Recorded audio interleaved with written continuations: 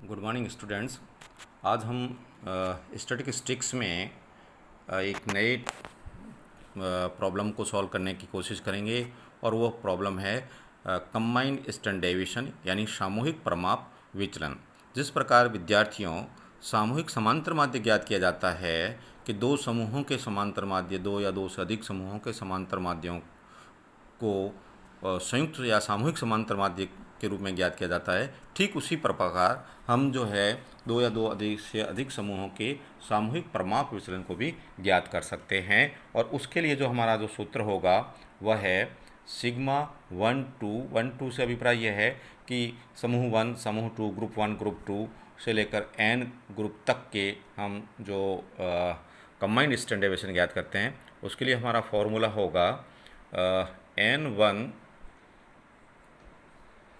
Sigma 1 का square plus d1 का square plus n2 यानी दूसरे समूह का जो संख्याएं होगी टोटल पद, और फिर दूसरे समूह का समान प्रमाप विचलन और उसका स्क्वायर प्लस डेविएशन जो है वह दूसरे समूह का उसका स्क्वायर प्लस जितने भी समूह है dot dot dot divided by पहले समूह का n प्लस दूसरे समूह का n और फिर जितने भी समूह का है तो हम उसका n का टोटल n का समूह के n का योग करके भाग देंगे और फिर उसका यदि हम अंडरूट निकालें तो हमारा कंबाइंड स्टैंडर्ड डेविएशन निकला जाएगा। आपको संकेताक्षर के रूप में लिख लेना चाहिए sigma 1 2 dot dot dot n है विभिन्न समूहों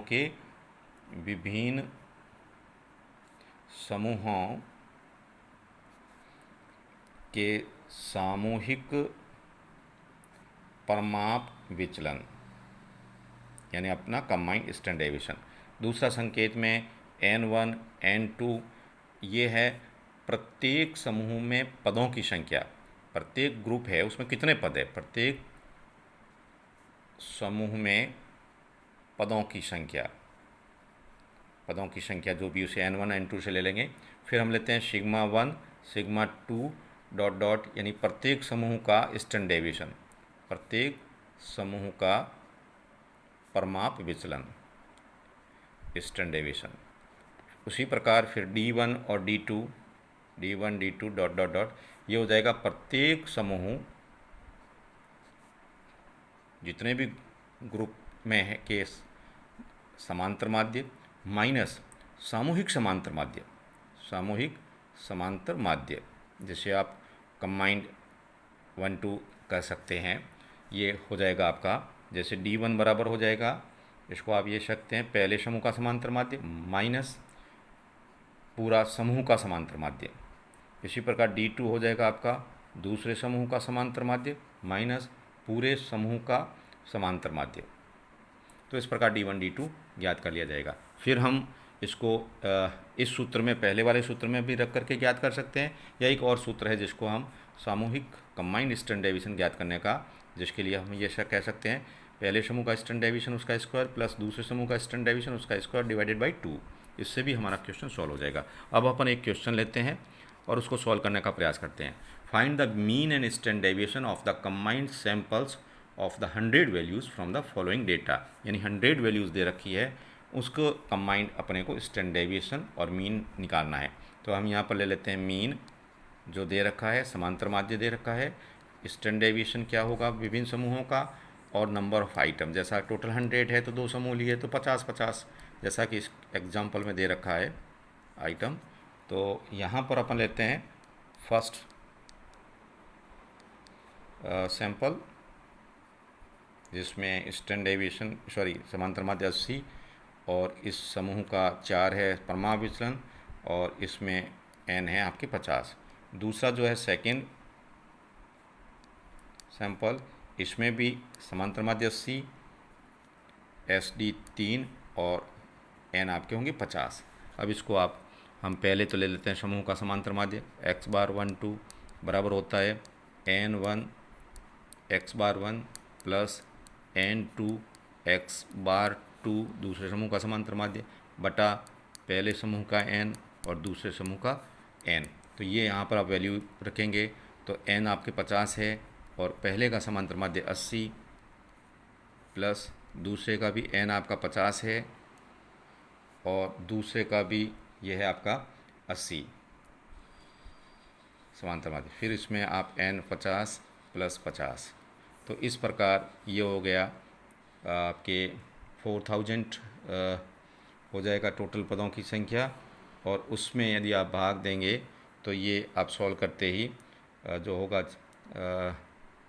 4000 8000, 8000 में से 100 का भाग हो जाएगा। जैसे ये हो 4000 प्लस 4000 डिवाइडेड बाई 100, तो हुआ 8000 डिवाइडेड बाई 100, तो ये आपका 80 आ गया समूह का सामूहिक समांतर माध्य। ठीक है, अब हम कंबाइंड ईस्टर्न डेविएशन लेना चाहें कि कंबाइंड ईस्टर्न डेविएशन क्या होगा, तो पहले सूत्र में यदि हम रखें तो चूंकि दो समूह हैं तो 1 और 2, फिर अंडरूट ये अपना हो जाएगा n1 है 50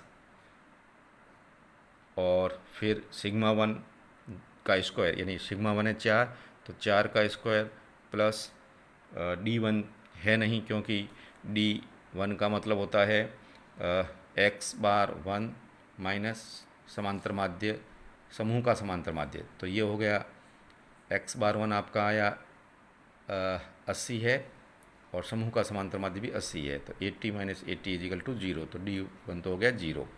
इसी प्रकार दूसरा समूह प्लस दूसरा समूह में भी n2 आपके हुआ 50 और फिर 3 का स्क्वायर प्लस 0 का स्क्वायर डिवाइडेड बाई हो जाएगा आपका n1 n2 यानी 50 प्लस 50। तो इस प्रकार से हम ये करेंगे तो 50 इसका हो गया 16 प्लस 50 और इसका हो जाएगा 9 डिवाइडेड बाई 100, तो ये हो गया आपके 800 प्लस 450 बटा 100 का अंडरूट, और ये आपके हो जाएगा अंडरूट आप निकालेंगे तो 3.53।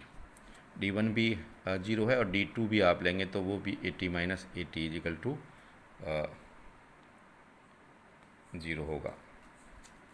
दूसरा जो सूत्र है जिसका हम प्रयोग वैकल्पिक जब हम हमारा ये समान है दोनों समांतर माध्य और पदों की संख्या, यानी x बार 1 और x बार 2 80 है, n1 और n2 भी 50 है, जब दोनों बराबर हो तो ऐसी स्थिति में हम इस सूत्र का भी प्रयोग कर सकते हैं। कंबाइंड ईस्टर्न डेविएशन बराबर हो गया आपका combined eastern deviation 1 2 equal to, आप इस फॉर्मूले का प्रयोग करें सिग्मा 1 का स्क्वायर प्लस सिग्मा 2 का स्क्वायर डिवाइडेड बाई 2। अब यहाँ देखिए सिग्मा 1 कितना था, सिग्मा 1 था आपका S4 और सिग्मा 2 है 3, तो हम यहाँ पर सिग्मा 1 ले लेते हैं 4 का स्क्वायर प्लस 3 का स्क्वायर बटा 2 और फिर इसका अंडरूट कर लेते हैं, तो ये हो जाएगा आपका 16 प्लस 9 डिवाइडेड बाई 2, और ये हो जाएगा 25 बटा 2, इट मीन्स 12.5 का अंडरूट, और दैट इज इक्वल टू 3.53।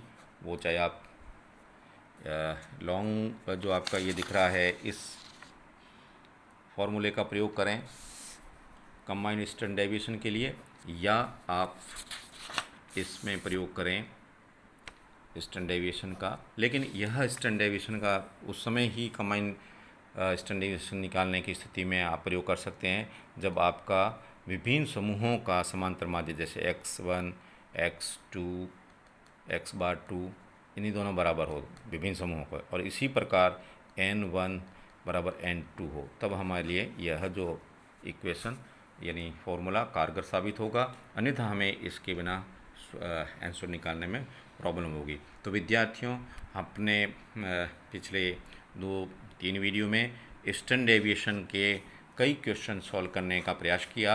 अपकीरण जो डिस्पर्सन है उसमें बहुत महत्वपूर्ण क्वेश्चन बनता है ईस्टर्न डेविएशन, और ईस्टर्न डेविएशन में हमने जो आपका इंडिविजुअल सीरीज, इसके अलावा डिस्क्रीट सीरीज और इस कंटिन्यूस सीरीज, इन सीरीज़ में